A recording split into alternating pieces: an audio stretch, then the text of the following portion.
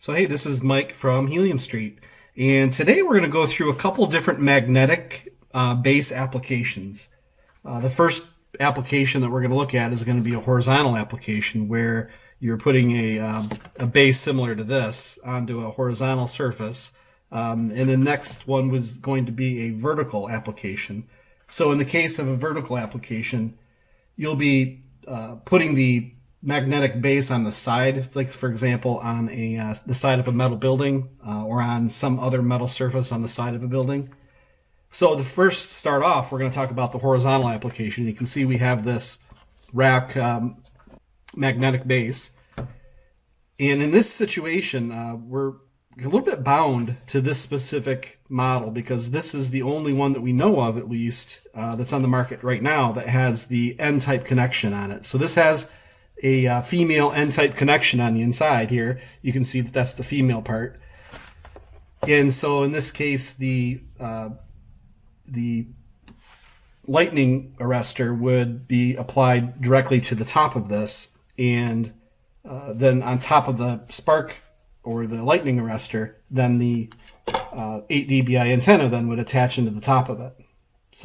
But the first thing we need to do is we need to address the situation that some of our viewers or some of our subscribers to Helium Street have mentioned. And that is that there's been some reports that this specific unit has a tendency to accumulate moisture on the inside. And when it accumulates moisture on the inside, it has also a tendency then to damage the circuit. This specific unit comes with a 2-meter cord. So we're restricted in applications where we can put the hotspot inside of the building within a 2-meter distance, or roughly a 2-meter distance. So like I said, we're going to have to address this situation. Like I said, some of our subscribers have mentioned that this unit specifically is made for indoor use, and that is true. But we think that we probably can address it by applying some epoxy around that connection on the top and around the connection where the wire enters the base unit, because everywhere else on this unit is completely sealed. So we think that doing this is going to make a great application for the horizontal mount of this magnetic unit. So in this case, we're going to go ahead and show how we do that. Okay, so in this case, we're going to put the magnet down on the surface here to hold it. And we're going to use JB Weld. And this is the JB Weld tubes right here. It's a 2-part epoxy. And we're going to go ahead and mix up a small batch of it.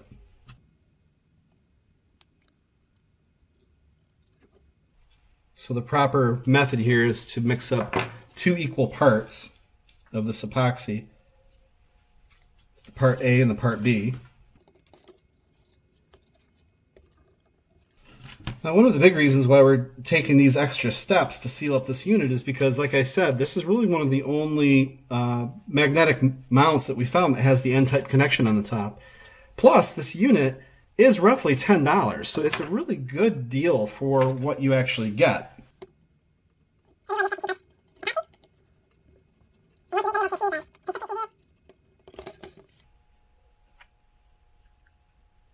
Thick epoxy coating. Alright, so what we're going to do first, now that we've gotten this mixed up, is that we're going to apply a little bit of painter's tape around the threads. Make sure that we don't damage these threads in any way.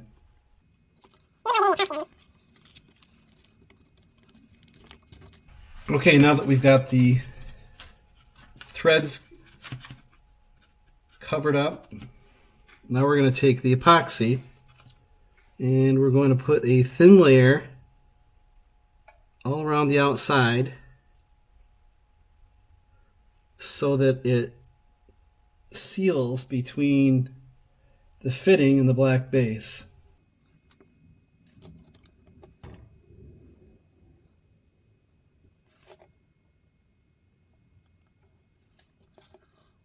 Okay, now that we've got the top area taken care of, we're going to go ahead and do all around this wire.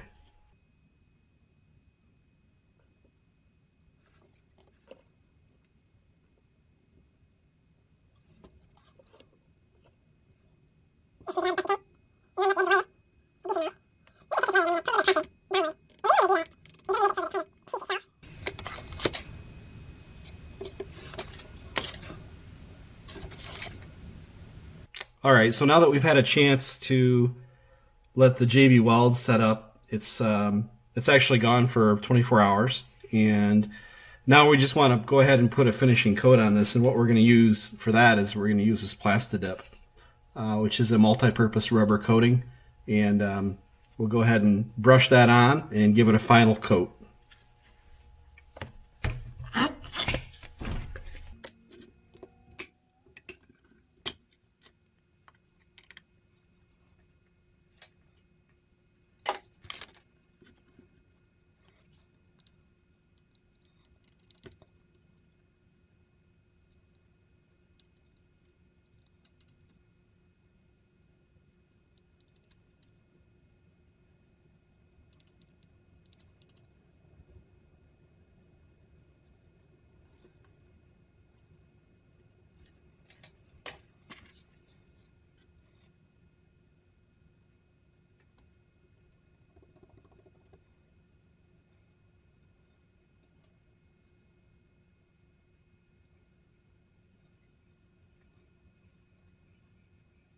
What I'm doing is I'm covering up all the epoxy with this Plastidip so that I make sure that I fill in any remaining cracks.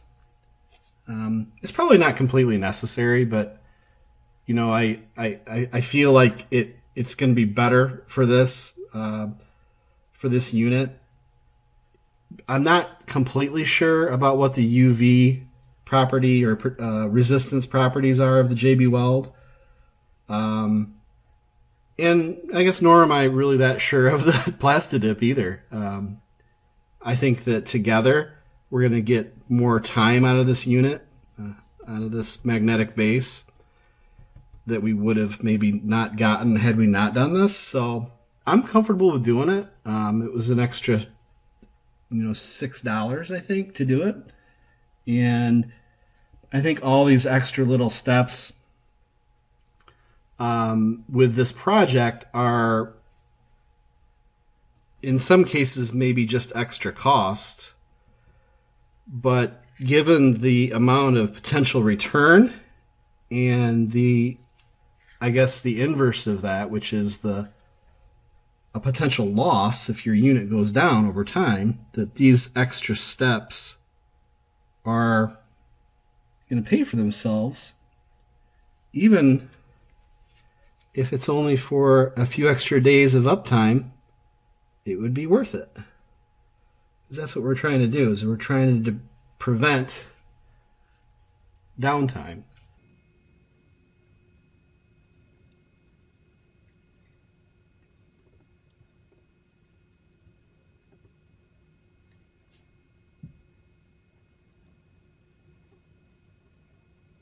Alright, so I'm going to go through a little bit of my inventory here.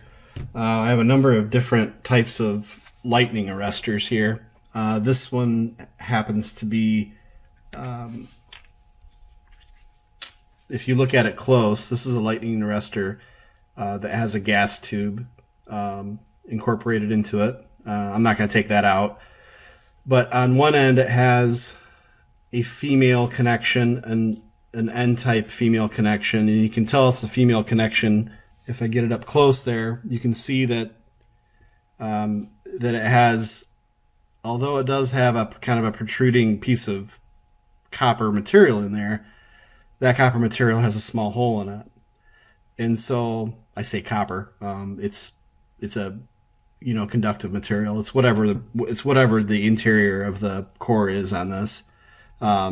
Matches up probably likely with the LMR 400 cable and of similar cables.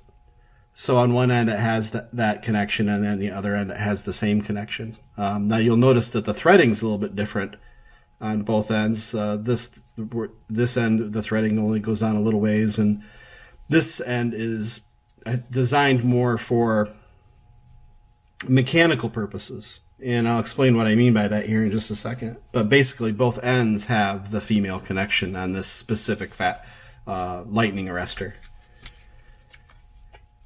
Here's another lightning arrestor that has the male connection, and you can tell it's the male connection because, well, first of all, it has the free-floating fastener with a rubber seated bushing on the inside, but it also has a straight protruding piece of conductive material. The core of this is not hollowed out, so this would be the male connection. And if you look at the other side of this, this is the female, so this is a male and a female connection. Lightning arrestor. Here's another one. It's just a little bit different style. You can tell that this one is not made for mechanical fixing, I guess you would say, mechanical fixing. This is a double female, okay, on both ends, and it has the gas tube also. But what's different about it in comparison is that it doesn't have this extra nut and washer and O-ring, which can be used for connecting this unit to a bracket. That's what I'm going to show you today.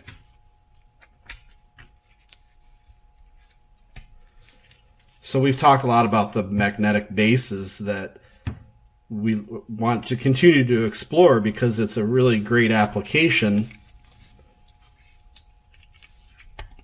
when you're at a building that has metal walls or a metal roof, where we want to look at using something potentially where we don't have to put holes and drill holes and brackets into the side of a building. And so we're exploring the use of this type of a bracket. So the big difference between this and the magnetic base that we were just looking at is that this magnetic base doesn't incorporate any kind of wiring. Okay, so you have to handle that on your end. So if you look at the side of the bracket, you'll see that it can rotate either way, and this bracket or this magnetic base comes with a small Allen wrench that you can use to, once you've gotten your position that you like, you basically tighten down these screws on the outsides and it'll make this firm. So in the case where you're attaching this to a sidewall, which is really the reason why we would look at something like this, one of the main reasons, maybe not the only reason, but one of the main reasons, is because you can rotate the bracket up and then you can set your lightning arrestor inside of it. And so this is the lightning arrestor that you would want to use in this type of configuration. So we'll go ahead and attach it to this metal surface. Very good magnet. Very good magnet. I'm doing this loose fit right now, so you can see how this works. And so I'm just going to build this up the way that you would build it up on the side of a metal building. Maybe the outside of the building has metal siding. So we'll go ahead and take this apart. I'm leaving this ground connection loose for now, but I'm taking this nut and this washer off for now, and I'm going to hold on to those, and I'm just going to set this in. Okay, and then I'm going to go ahead and I've left the small O-ring on the top here. There's a small orange O-ring, and that's intended to be left there. And I'm going to go ahead and put this washer and the nut back on this lightning arrestor.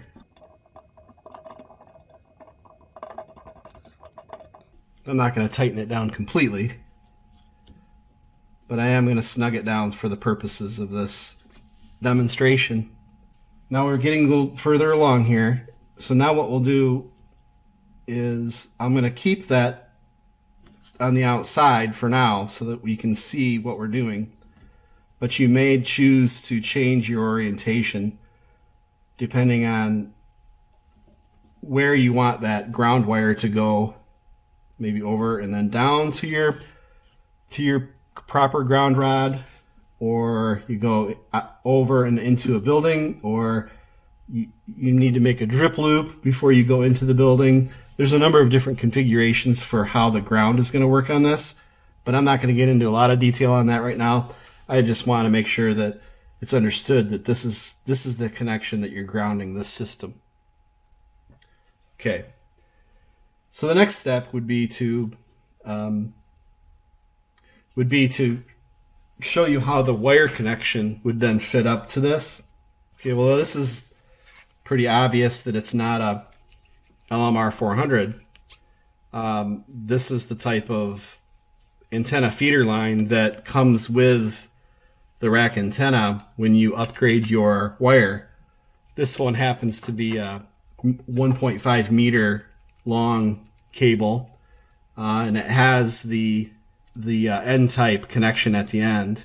This is the N-type male going into, which would be the, I'll show you on this one, the N-type male then going into the N-type female. Okay, going right up into that. But after you've gotten this seated properly and securely,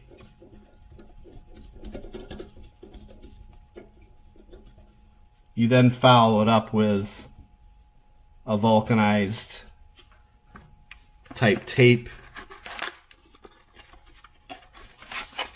And it's this type of tape that fuses itself to itself, so it's adhesive properties on both sides of the tape, which gives it a layering adhesive effect, and that would go around these connections, and layers of this tape then would go around these connections and then get pushed in very securely, and that would give it its waterproofing capability.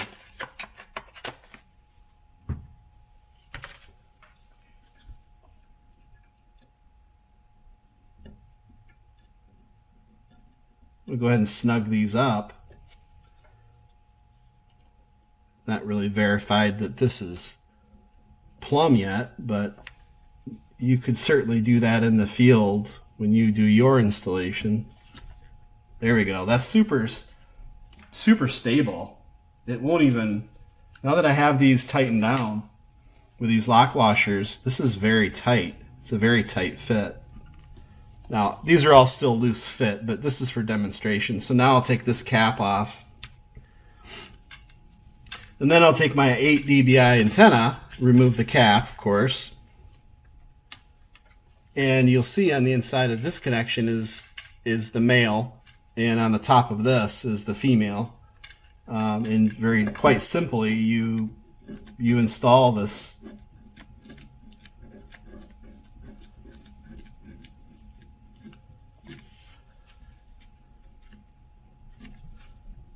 There we go. So there's your installation, and then the last thing would be then to install your ground.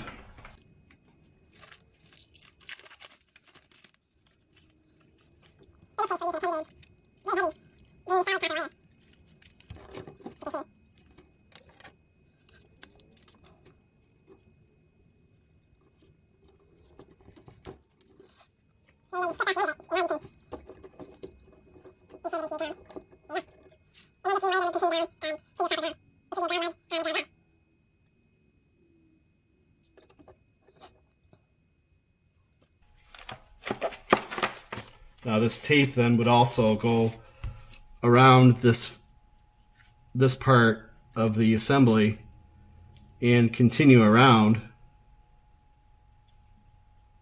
and even ride up slightly on top of this base of this antenna.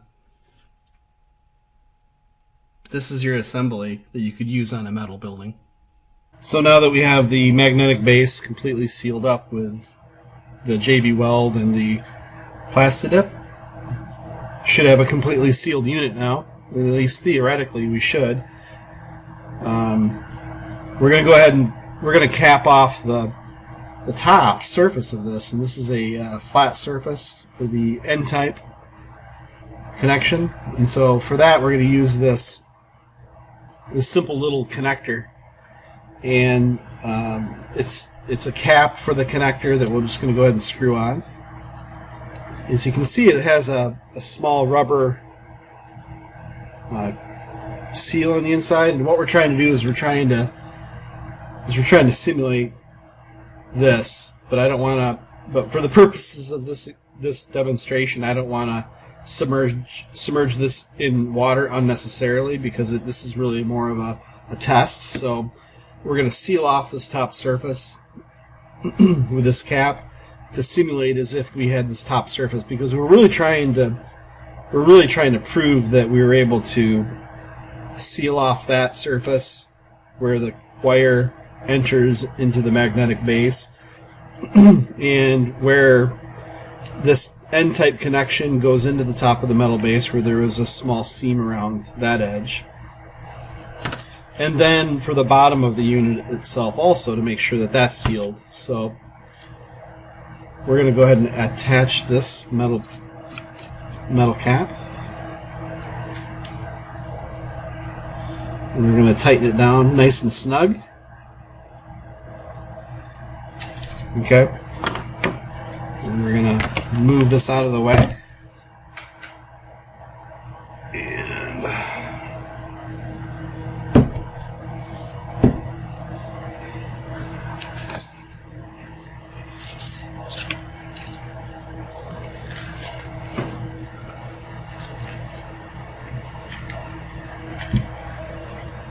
completely sealed and submerged in this water.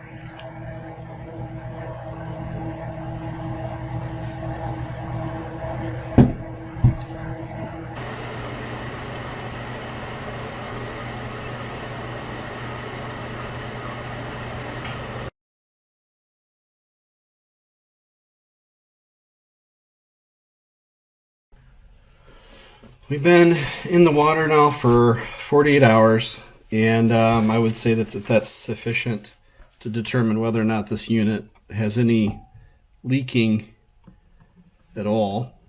So the first thing I'm going to do is going to remove it, and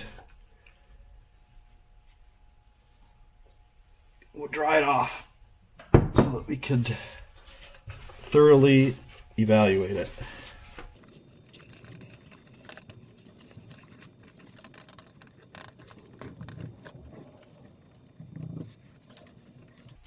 So I'm going to take off the top a little bit, and then I'm going to inspect down inside and see if I can see any water that's gotten past this cap into this N-type connection.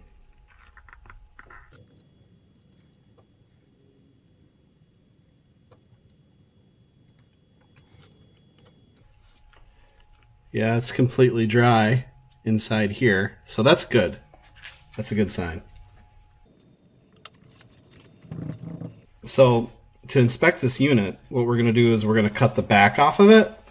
We're going to cut, because the back of it actually has a little bit of a membrane, I guess you'd call it, that is underneath here that separates the magnet from whatever the surface is that you're adhering it to.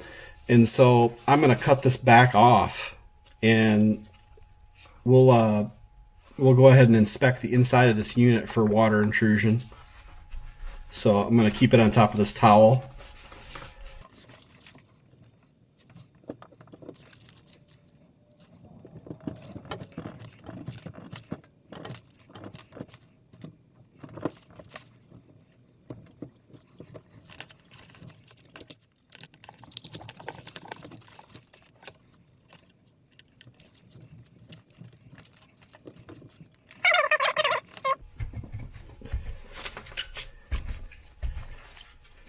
Which appears to be, you know, I guess it's glued into this somehow, probably. I don't see that the magnet's easy to pull out. But the one thing that we can see for sure is the way that is the fact that this is completely sealed, and that there isn't any water that I can see that's entered into this unit. This material is completely dry sticky, because it appears that that was the adhesive. Also, I'm not going to try to pull this magnet out, but I can see inside that this is completely dry.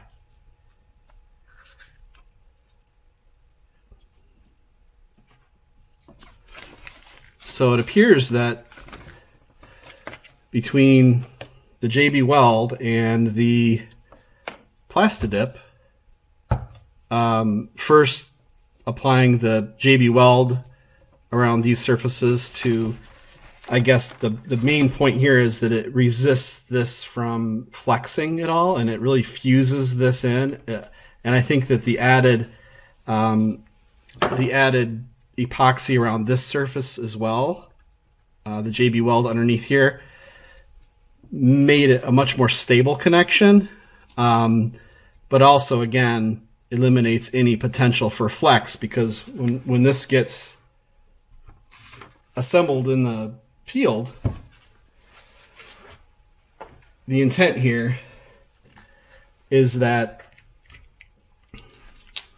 you would use a connection like this, which is the lightning suppressor, the lightning arrestor, I should say, the lightning arrestor, and that would get put on the end.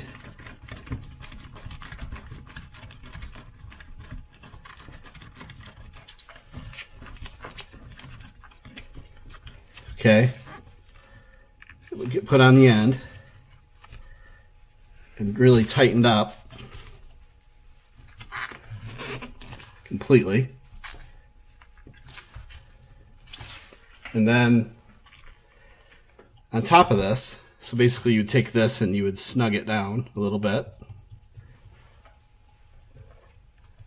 And then we would use a 8 dBi antenna on top of it.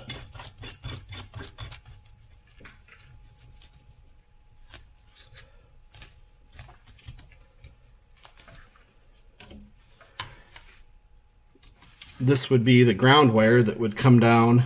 This would get crimped. Probably I would orient it something similar to this.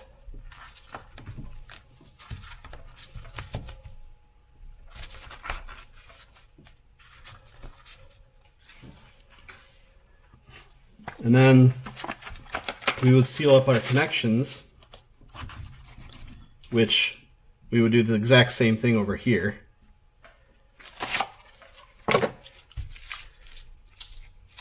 We would use this self-amalgamating or vulcanizing tape.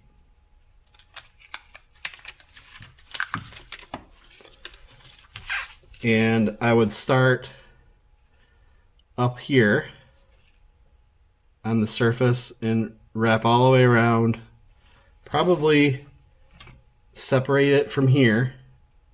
Okay, I'd go around it and around it and around it, and then I'd come underneath it, and then I would leave this out. Okay, that way I could service that in the future if I needed to. As well, I would leave this exposed as well, which is the gas fill tube.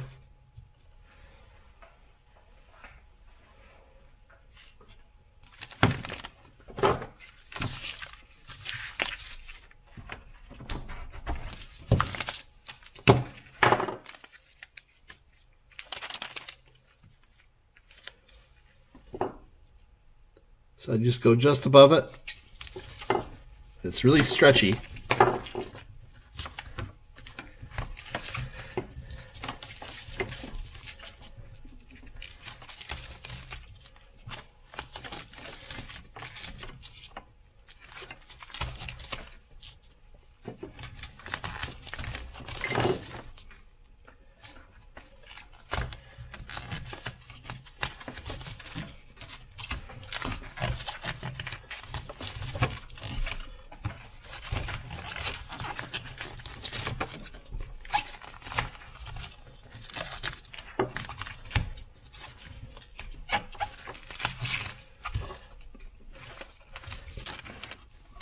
And I'd leave that slightly exposed for now until I've gotten it completely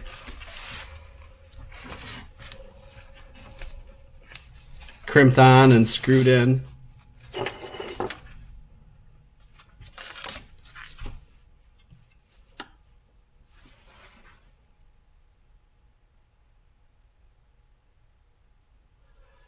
Again, I would do the same thing on this connection. It's a really strong magnet. I would do the exact same thing here. I'd go all the way down over this connection. Now obviously I wouldn't use this antenna like this.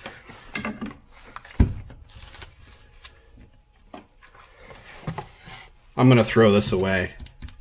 This is garbage. I would never use this in the field with a bottom out of it like this. I'm just doing this for demonstration.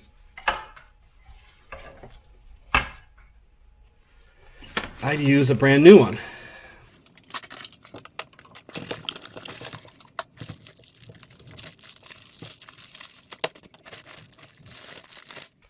Just like this. So when you're done putting the vulcanizing moisture sealing electrical tape around your connections, you really need to follow it up with a good quality electrical tape. In this case, I'm using the Super 33, and the purpose for this is because this type of tape is not UV resistant, and that's what this Super 33 offers for you. So what you do is you just basically start at the top.